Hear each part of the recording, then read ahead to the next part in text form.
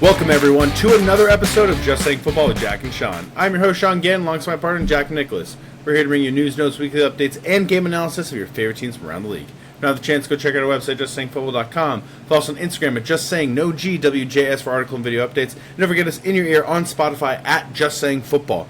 2025 is here. It is week one, and it feels like forever. It is a beautiful time. We're back.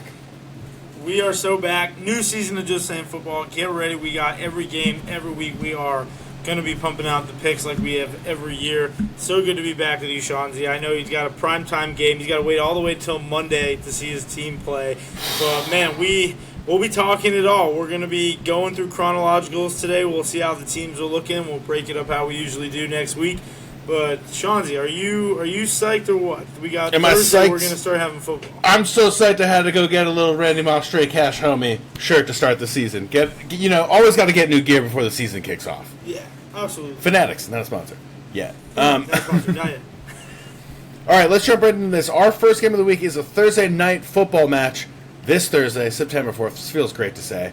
Dallas Cowboys make their way to Philadelphia to take on the Eagles. Eagles are favored in this one by -7 with an over-under here of 46.5. Now, one thing to keep in mind, Micah Parsons just got traded to the Green Bay Packers. He will not be in this game, obviously. And one fun fact for everybody out there, Dak Prescott, career versus the Eagles, 9-4. Jack, what are your thoughts going to this one? Yeah, he's going on the road this week, playing the kickoff game against the Super Bowl champions. Kills me to say that about the Eagles, but they earned it last year, kicking the crap out of Mahomes in February. But a divisional NFC East game, that's the way to start off a good football season. We've got Saquon Barkley coming off 2,000 yards. I'm taking the Eagles straight up in this game. I think that they're favored by 7. I think they're favored by a touchdown for a reason. They're a better team. But the Cowboys, you got to see how this defense is going to be looking with Kenny Clark, who they got in that trade. They're obviously looking towards the future. But Philly, man, I'm going to take them all day. My question to you, I know you got picked. Is Saquon going back-to-back 2K? I don't think it's going to happen. I think it's – I do think he probably gets well over 1,200, but I think back-to-back 2,000-yard seasons, I don't think that's ever been done, number one. And I don't think people understand how hard that is to do. That's not easy. But I am locking in the Eagles in this one. The Micah trade was a little confusing to me. I don't really understand what's going on in Jerry's world.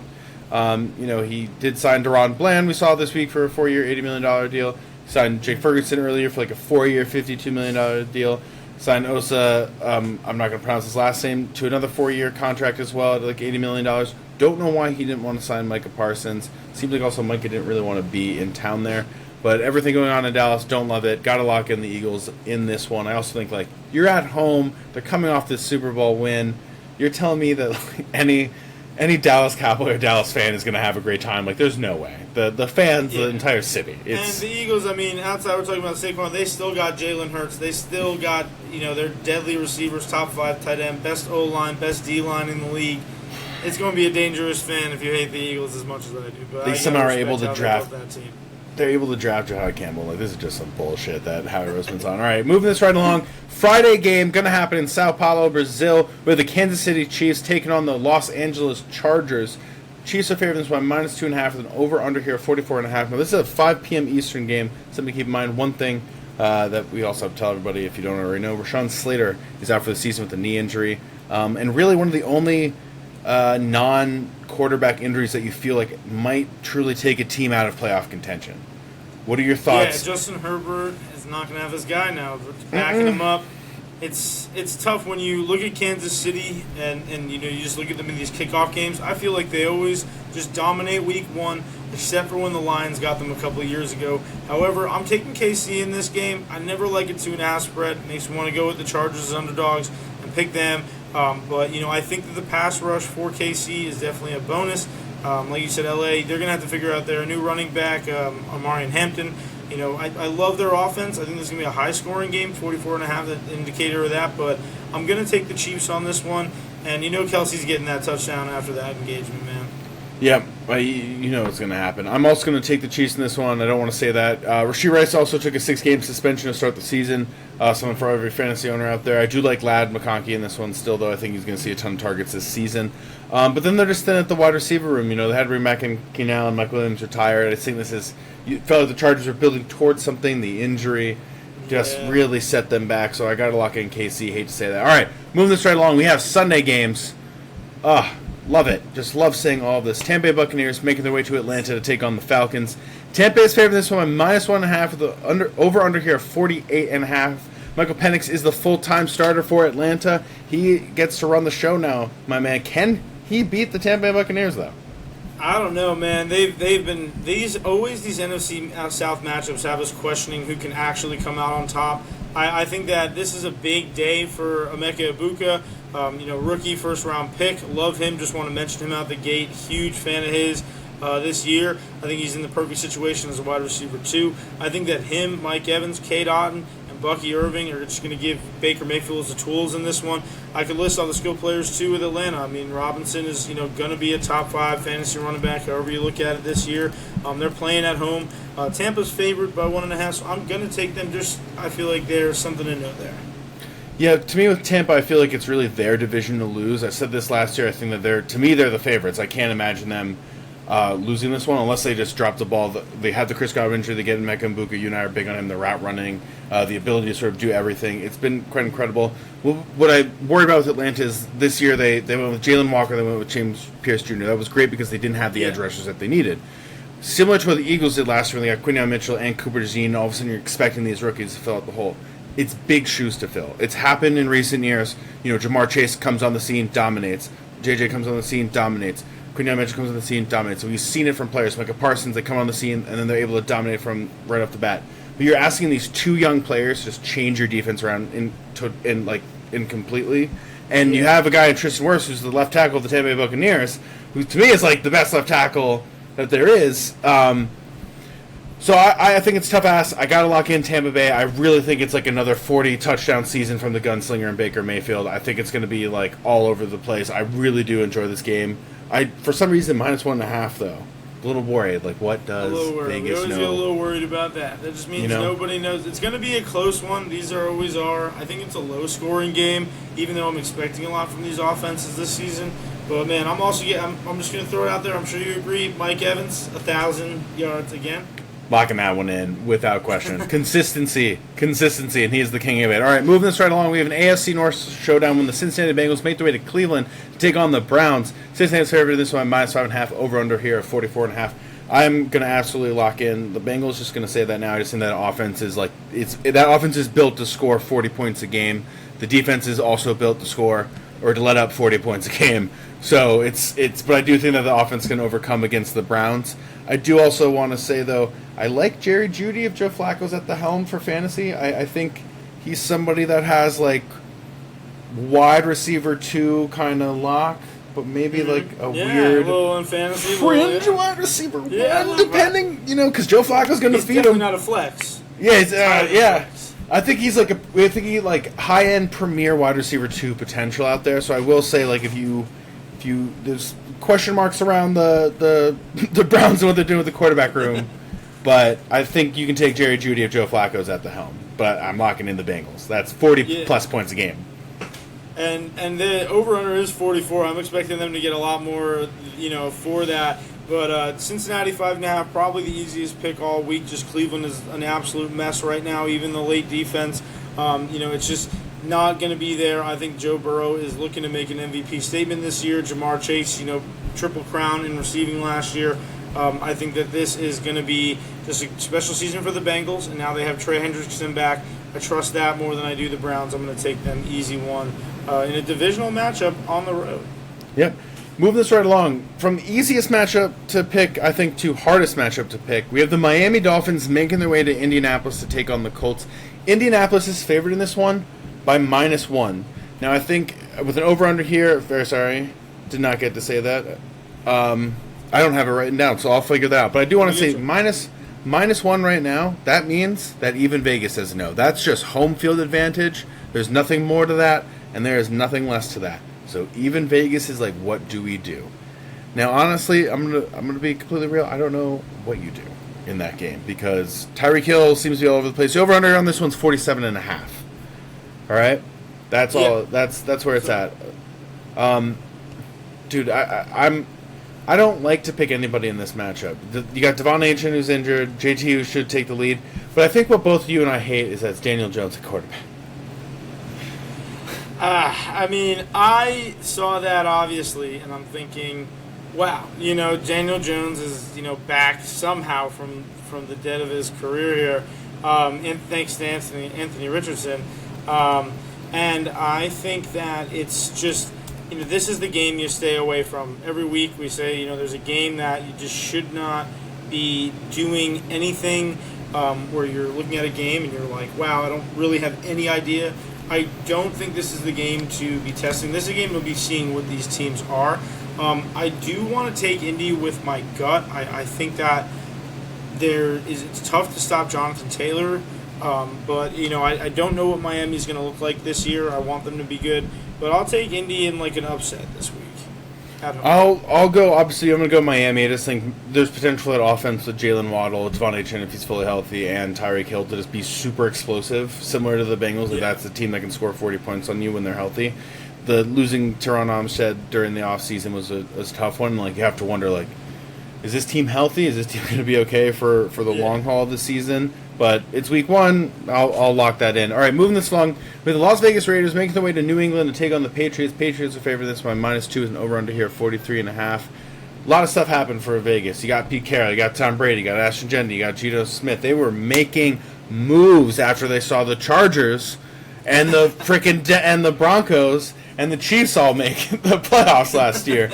Are they going to win week 1 after they made all these, pretty loud moves to the NFL? Yeah, I don't know. I think that this is definitely the start of something cool. I think that they're definitely on their way. Brock Bowers, going to be the best tight end. Probably, most people's favorite tight end right now outside of Kelsey and, maybe Laporta's up there, Kittle. But I'll tell you this, I think that he's going to be a big difference maker this week. However, New England at home, I do not think that's a place you want to be playing. Those fans go crazy. Vegas is traveling and playing an early game. So for these guys, it's going to feel like 10 a.m. For the Patriots, it's going to feel like 1 p.m. These guys, it's going to be just a different kind of vibe, I think, and not until they get back to their home. I don't want to spend too much time on this game, but definitely want to point out, just keep an eye on Drake May this year. A lot of money went into Drake May. They spent $366 million surrounding their new second-year quarterback with players. I love Ashton Jeanty this year, Brock Bowers, everything on the Raiders, but I'm taking New England. They're favored by 2. That's a sneaky line, so it's going to be a close game, but I think that they pull it out. Yeah, and one thing to note, Stephon Diggs, by all accounts of Mike Vrabel so far this week, is good to go. He's expected to play week 1. Still surprising considering how late in the season. Not late in the season, but I think it was around like week 4 to 6 he kind of injured that knee. You just always expect to be sooner, but hey, we saw Adrian Peterson come back. We've seen some players come back from injuries a little bit quicker than others. Not saying he's going to have an AP-like season, just saying we've seen players just come back. But I'm locking the Patriots. I think everything you're saying is right. I also think with the Raiders right now, you got all these pieces, and that's great. Does it work? You have now week 1. That's the beauty of week 1. Exactly. So let's see if they're going to be loud. I do think the Patriots are going to be ready. I'm liking them for this one, and I do think Mike Vrabel was like the right coach to bring in, that right player, player coach sort of bridge to bring in. Moving this along, we have the Arizona Cardinals making their way to New Orleans to take on the Saints. Arizona's favored this by -5.5. Over on here 42.5. And yeah, I'm going to lock in. The Cardinals. I don't think anybody's really confident in the Saints right now. Everybody seems to be like Archman into the Saints because they're going to be the number 1 pick. And I'm not saying that they're going to get the number 1 pick, but top 5, yeah, probably. Yeah, I was saying the Bengals probably have the easiest spread to take all weekend, but the Arizona Cardinals against the Saints are kind of a little quick freebie there for you out there. Just got to say, I love Kyler Murray on week 1s. For some reason, he just goes off. A couple years ago, he threw 5 touchdowns. I believe he had a big comeback 2 years ago. Now we're looking at it like this is a big prove-it year for him, and he actually gets a pretty decent game to start the season. James Conner obviously got some extra cash this year, so I think there's going to be a big emphasis on the running game this time around. So I think if you take Kyler's line, rushing, and James Conner touchdown, that's also a nice little freebie there. But New Orleans, we think I don't want to speak for you, Sean, but for me, New Orleans is the worst roster on paper going into the season. So how could they not be a good matchup? Yeah, I got to agree with you. I don't think it's a great roster. One of the things I was telling Jack this off screen, and I'll say it now happily, I think trade Alvin Kamara while you still have some worth. He's still 30 years old, but everybody, it just doesn't feel like he's really slowing down yet. He has had 1,000 yards, and that to some extent has worked out to his benefit because he doesn't have the same wear and tear as some of the counterparts, right? So I think trade them all. You can get some assets back, especially in this upcoming draft where there's high chance you're probably going to get an early first rounder. Get some more assets in the second, third rounder. I can see him going if a running back goes down early on in the season. We've seen it happen before. A third rounder for Alvin Kamara, I don't think is out of the equation, especially for a team if they're looking to make a run. Exactly. So, and like. I don't know. So I think that's something to just keep in mind if one of these teams in contention loses any of their starting running backs or a big piece of their team. I think that's potential for them to move and also just add value. Kellen Moore has a lot to do with this team. They didn't make the right moves at quarterback, and it didn't look like Schmau. It just didn't. He looked like a rookie in the preseason. Yeah. He looked like a rookie. So we have to see. He's like 45 years old. Been in the league a long time, got injured, great comeback story and everything. All right, let's keep this moving along. We have the Pittsburgh Steelers making their way into New York to take on the Jets. Steelers are favored this one -3 with an over-under here of 39.5. Now we have Justin Fields facing his former team. We have Aaron Rodgers facing his former team. Weird saying this out loud when you're not in the NFC North anymore. But what are your thoughts going into this one? Kind of a big prove-it year for Aaron Rodgers. Feels like if he ends with another stinker to his career, everybody will remember him as the one that only won one ring and should have won more. Yeah, speaking of 42-year-olds, Aaron Rodgers. Aaron Rodgers, I'll say this. I think that, it's hilarious when we see those videos in the offseason where the guys are just doing the drills and you're like, oh my God, this guy's slow, this guy's slow. And then you see him in the game speed. I'm interested to see him in game speed against what is the third best scoring defense of last year. I kind of love what the Jets are doing, but I think they're going to rely this year a lot on the running game and Justin Fields. I think that, in my opinion, going into week one, I think that the Steelers do have the advantage right now just because with Aaron Rodgers, maybe they're just going to be relying on some short passes. They're going to make things happen. It's going to be a low-scoring game. But can the Steelers absolutely contain Justin Fields? Absolutely. So for me, I think that's the key for me. Pretty simple. Love the Jets kind of where they were going this season, but I do think the Steelers have the advantage going into this game. Yeah, I feel I'm going to go opposite of you here. The way that I'm seeing is I don't know if I trust the Steelers defense in the same way that I did last year. And let's agree with the community of people out there that say that Minka Fitzpatrick's lost his stuff. Let's just say, all right, you're right. What he brings to the table outside of just ability to cover people, knowing what the play is, scheming around. There's a reason why Harrison Smith has played in the league for so long. It's not just because of his ability to keep up. It's to recognize plays, to do other things in the game. That's a huge loss for the Steelers right there. And they brought in Darius Slay, and they do have some playmakers. But I do like what the Jets have on defense. Getting Harrison Phillips was a great addition for them. That's why he was on my mind, thinking about him. They signed Sauce Gardner, that big one. You do have Michael Carter. This is a solid defense. Hopefully, this rebuilt offensive line can do something for the Jets. The big question mark is can Justin Fields put together? And the preseason looked terrible, and the tape that we saw that everybody saw circulating online during training camp looked terrible. But let's see. His over/under is 14.5 touchdowns. He should be able to hit that. So I'm going to lock that one in. Okay, that's a future bet for everybody. Wilson beating out Jalen Ramsey this week for Darius Slay. Yeah, I think so. I think we can say that. I love that. I don't mind it. All right, keep this right along. I was going to say, ready to talk about a real New York team? Yeah, you ready? You ready to see the New York Giants making their way to Washington to take on the Commanders? Washington's famous by -6.5. Over/under here 45.5. Jack, break this down for me. Who do you think's going to win? So I do think Washington will win. They just went to the NFC Championship, and the Giants, we had the third pick in the draft.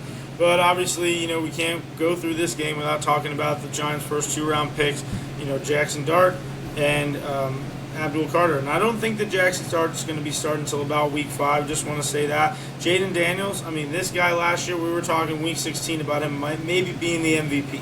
And we're talking about how he's brought this team together. I love Austin Eckler in this game, I will say. There's always a Giants NFC matchup where the running back goes off. I think it's Austin Eckler this week for them. Love Bill, the backup. But now they got Terry ready to go. I'm interested to see how Debo is. But the Giants' defensive front has to get after Jaden Daniels. We got 4 really good pass rushers now. That has been the championship pedigree and how things have been done in the past. So I'm excited to really see that. But I do think, at least in this, the offense hasn't played together as much as Washington's has, and that's just a huge factor for me. Yeah, I agree with you and everything you said. I do like the Giants' defense for the rest of the year, though. Like, I think they're going to be very sneaky good, help them win some games here and there. Yeah. Can Russell Wilson put this all together? And you're right. Like, they have played all together. Washington. They bring in guys like Laramie Tunsil and Debo to really help round out this offense, add a new dynamic. They like the guy Bill, who was listed as the running back 4 all of a sudden. So if anybody drafted him in fantasy, just keep that in mind. Which I don't know why he was running back 4. He's going to pass Chris Rodriguez by week 3. Don't worry, I know Bill lovers. It's gonna, and Jeremy Nichols for those favorite with the Tampa Bay Buccaneers. What's it called? Hard Knock season. Fan favorite out there. So yeah. I'm like watching this one. I do think this is going to be a split. I think when we circle back a few weeks later on, when it's Washington at Giants, I think we're going to be saying Giants. So just keep that in mind. Some of these are also home games. For some teams, that adds a lot of favorite. All right, we'll start along. We have the Carolina Panthers making their way to Jacksonville to take on the Jags. Jacksonville's saving this one by -2.5. Over under here of 45.5. Jack, what are your thoughts on this one? Yeah, I'm thinking Jacksonville. They're at home. They got Brian Thomas, Travis Hunter. I'm interested to see a new offense with Trevor Lawrence, who's got a lot to prove this year. I think Travis Etienne gets a big chance to kind of prove himself. We were talking about, Breece Hall, a couple other guys that could get traded at the running back position this year. Kamara, that could be something. So I just want to shout out to Ted McMillan. I'm excited to see him for the Panthers. I think he's like Mike Evans and Drake London together. I think it's awesome. I'm really excited. I think that this is probably one of the more underwhelming games, but there are a lot of young guys in this that you're going to want to watch. Yeah, I agree with you. I do want to say I do understand the Ted hype, but I do feel like his floor is like that Kevin White, He's got Bryce throwing him. Hey, Adam Thielen only had to say nice things about Bryce. That's all I'm going to say about his maturity. But with all that said, nice guy, great guy. I am going Jacksonville. I just think they're at home. Last season was brutal.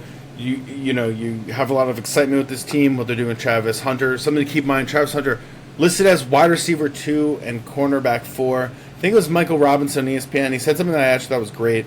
Like, are they going to switch this based on matchup? Like, games where weak secondaries, do they opt to keep him more wide receiver heavy? And then games where it's, a little bit, some teams have like strong wide receivers, maybe run into like the Buccaneers, something like that. Do you opt to then keep him more in that cornerback position? So how do they operate like the dual threat? So this is something to keep in mind throughout the entire season. Something to watch, storyline we're going to be following pretty intensely, but I do like Jacksonville in this one. All right, moving this right along. Exciting game for the rookies. Exciting game for your Broncos fans. So the Tennessee Titans making their way to Denver to take on the Broncos. Denver's favoring this one -7.5. Over in here 42.5. Cam Ward makes his first career start. We got R.J. Harvey, rookie spotlight. Got to throw him out. Obviously, Bo Nix trying to build on his rookie season. I do like Denver in this one. That defense is just phenomenal, and I think that this offense is not going to really lose a step. Yeah, and I think Denver, like you mentioned it earlier in the show, like why the Raiders got better, because Denver is trying to compete with KC and the Chargers. And there are options here where, Denver has just been getting better. They're favored by 7.5. I do not see Cam Ward coming out with a win. Just the last 5 number 1 overall picks, 0-4-1 in their debuts. Kyler got a tie, but Bryce Young, Trevor, Jameis Winston, Cam Newton all lost in their debuts. I'm very interested to see how Calvin Ridley and Tony Pollard are with a rookie quarterback. They could be really good, but me, I love Bo Nix and always take his rushing yards. It's just free everything. Yeah, I finished him. I finished with him as my quarterback for the season last year in fantasy. It was great. He was phenomenal. QB7. I do think. Yeah, I agree with you. Cam Ward probably not going to win this game. But I like Tony Pollard for the season, everybody. I do think that's a running back 1 who does not have Tajay Spears behind him anymore for the first 4 games. So you'll probably see a lot of dump-off passes going on. That was what he was great at. And 100% run snap count. Yeah, so we love those things. These are good fantasy stats that we like behind the scenes outside of the main points. All right, keeping this moving, we have an NFC West showdown when the San Francisco 49ers make their way to Seattle to take on the Seahawks. San Francisco favored this by only -1.5 with an over-under here of 45.5. That is a close line. Sam Darnold makes his Seattle debut. I have to go with the 49ers in this one. And I've said this before when it comes to Seattle, and I'll say it again. They had one of the worst offensive lines last year. They just did. I think they were bottom 5. They gave up some of the most sacks, gave the most pressures. Sam Darnold, and I'm a Vikings fan. It was a great season. when there was pressure, and you saw it in the last 2 games against the Lions and against the Rams, he just couldn't get the ball going. Offense could not seem to find its rhythm, and I worry that that's something that's going to be something that hinders them this entire season. That too much pressure happening in that front line is going to not allow this offense to function. I think Nick Bosa is going to have a great day. I would like, if there's a 1.5 sack total out there, I might smash that, honestly. Yeah, for Bosa, I mean, Bosa's always good for one, and that, the Seattle crowd, it's really going to disrupt this Brock Purdy-led 49ers offense. So I think that they're going to rely on their defense to be getting it done. These are always dogfights, Seattle and San Francisco, so expect a lot of crazy stuff going on. Even week 1, just setting the tone for the season. And Jawan Jennings, how is he going to step up as a wide receiver 1? He did a great job of doing it last year. Can he continue? CMC is healthy. I was saying 7.5 rushing touchdowns on the season is way too easy. He had 14 last time he was healthy. He's back to being healthy. And this is Kyle Shanahan still running this offense. Give me San Francisco. Easy on the road. But it could be crazy. I could see this being a rain game. Just want to throw that out. Wouldn't surprise me. I'm no It's Seattle. Man, and I haven't checked. But yeah. Seattle. You never know. All right, moving this right along. NFC North showdown when the Detroit Lions make their way to Green Bay to take on the Packers. Green Bay's favored in this one by -1.5. Over under here of 48.5. Obviously, Micah Parsons, big trade now in Green Bay. Hate that as a Vikings fan. Love it as an NFL fan because the Cowboys just don't do anything right. All that being said, though, he is a game-time decision. It looks like he might be getting an epidural for his back sprain. So this is something to keep in mind if Micah Parsons does make his debut. On the flip, Aiden Hutchinson returning from his broken ankle and torn ligament. So there's some edge rusher potential out here to watch. What are your thoughts going into this one? Yeah, man, close game, 2 teams Shawnzy hates, and 4:25 start time. How can you not love it? No, I'm kidding. The fact is that I think that this is going to be a big Jahmyr Gibbs game. When you look at the lines for people to score, a lot of positives, so there's a lot of great, there's a lot of weapons, more weapons in this game probably than in most. You have great running games, young quarterbacks, amazing receivers. I think that Matthew Golden steps up. His line was at 3.5 catches. I think they get him involved this week. Their first-round pick, one of the fastest guys out of Texas out there. Green Bay being at home is a huge factor for me in this one. I think that especially Aiden Hutchinson getting back, he'll probably be on some sort of snap count, just being careful with their franchise guy. But give me Green Bay.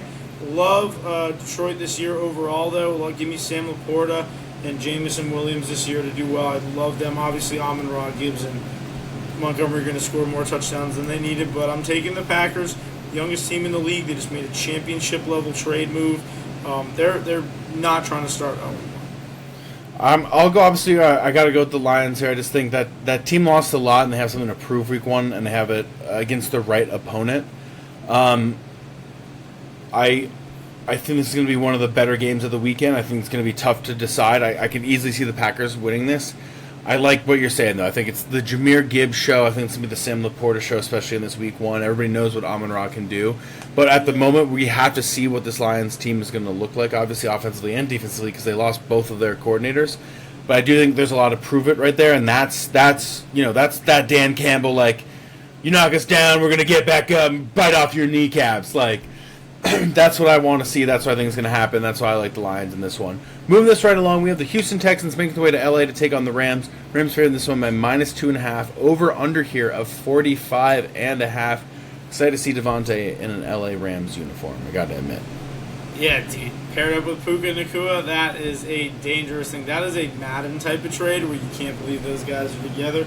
I will say, the Rams at home, it very much intrigues me. I am going to go with Houston, though. I'm just throwing that out there. Weird enough, I think that it's going to be a tighter game than people think. These teams don't play each other a lot. They're not very familiar with one another.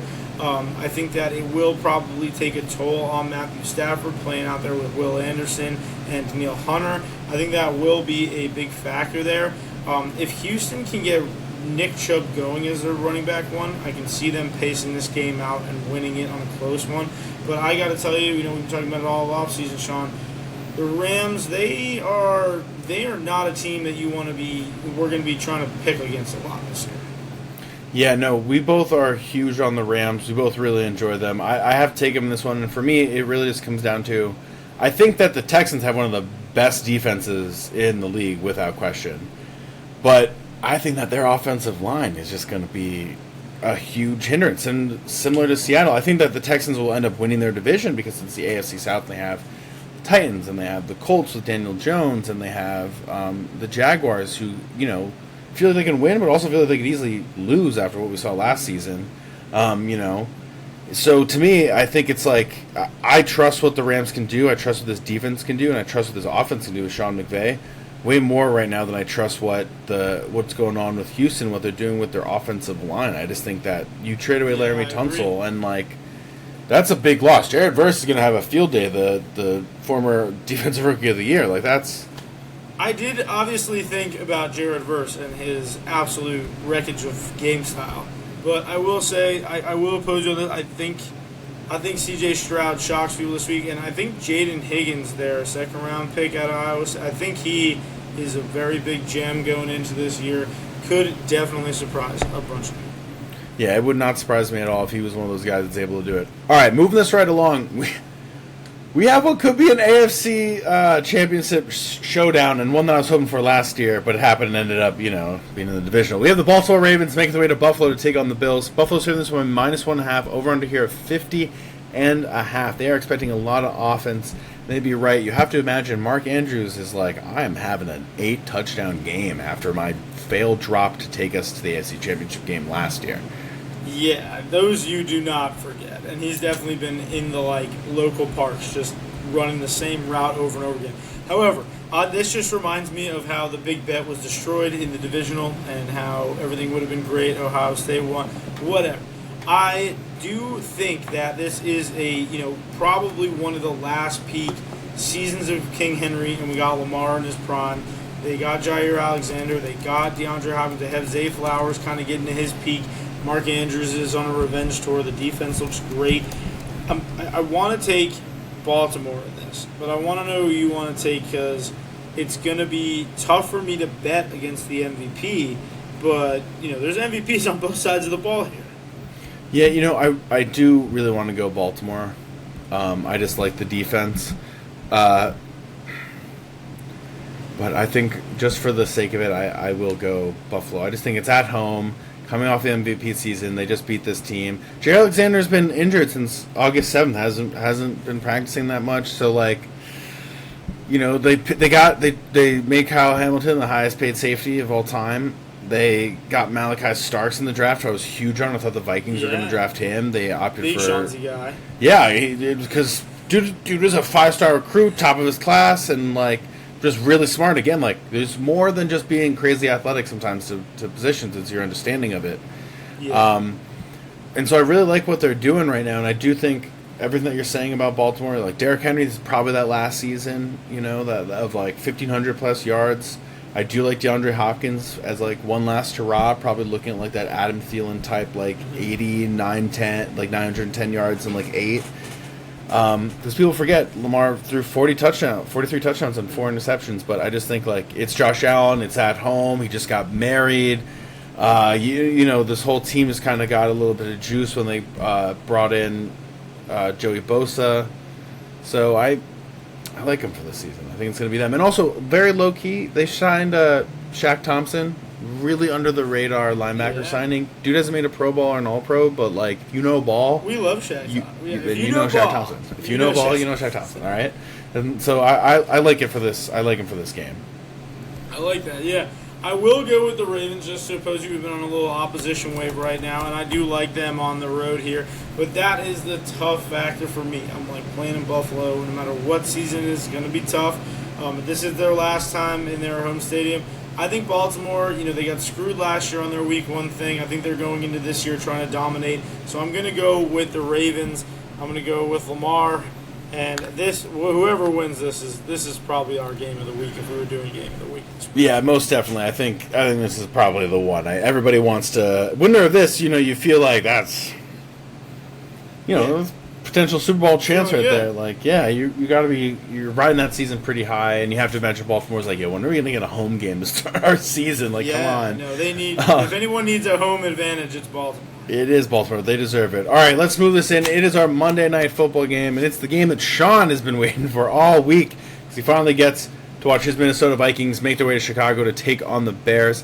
Vikings are favored in this one by -1.5, over on here 43.5. Now, I am a Justin Jefferson fantasy owner in our keeper league. For those of you that do not know, which means that I'm praying that I do not have to wait until Monday Night Football for like a 22-point game from him.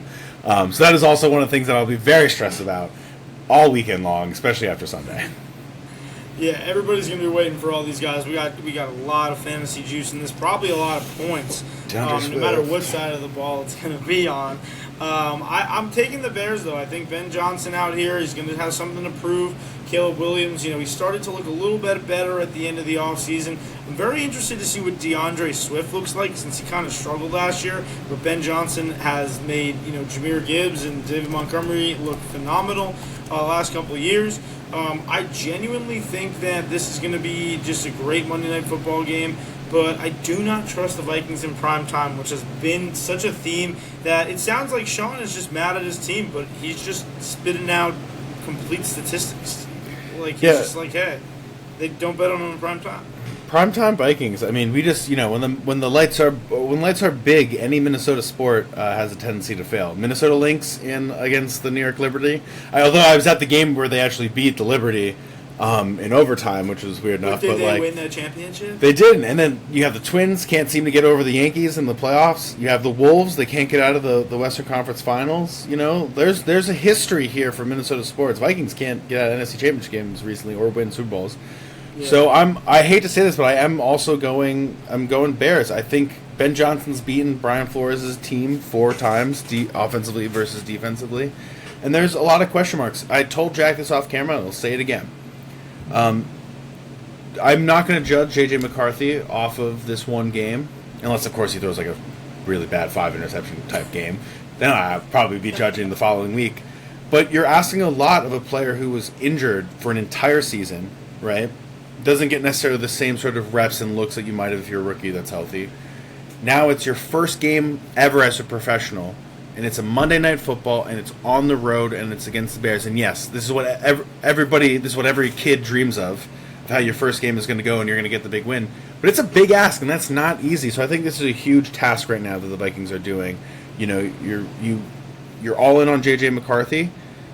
Everybody's looking to you. There's a lot of reasons to be excited with it. Kevin O'Connell seems to be like an offensive genius. They have a great offensive line. They have the right playmakers around him. I just think this is a tough ask. I think this Bears team has a lot of excitement around them. There's potential that they can win the NFC North. That's what a lot of people feel like. And, I mean, with Ben Johnson, it's about coaching and it's about culture. You saw with the Vikings, year 1 with Kevin O'Connell, all of a sudden we're in the playoffs. Nobody expected us to win all of those one-possession games, and there we were. So it happens.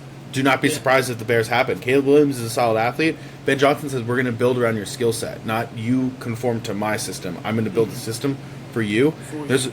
And they have great weapons. They got Loveland, they got O'Dooms, they got Moore, they got Burden. They got playmakers. They got Swift. They have a solid offensive line. They go up when I get Thune. They did everything right. Yeah. They did everything right in the I hate saying that. This is unbiased here at Just Saying Football. I know. You guys love that. Enjoy that. Because once Chauncey starts getting stressed about his rookie quarterback, things are going to start getting hot. I wish this was the NBA. I wish he could have a chance with the Offensive Rookie of the Year because he missed the season. But it's not like that. All right. That is all the time that we have. Thank you everyone for tuning in. Thank you everyone for listening. This is week 1. We have 17 more weeks of football. It's the most wonderful time of the year, everybody. I love it. I'm so happy we're back. It is perfect, man. Always make sure to check us out, Just Saying Football, all platforms. We got Just Saying with no G, WJS on Instagram, because that's going to get you all our updates. Stay with us all season. We got some awesome picks for you week by week. And Chauncey, great getting back to the picks with you again. Fucking love it.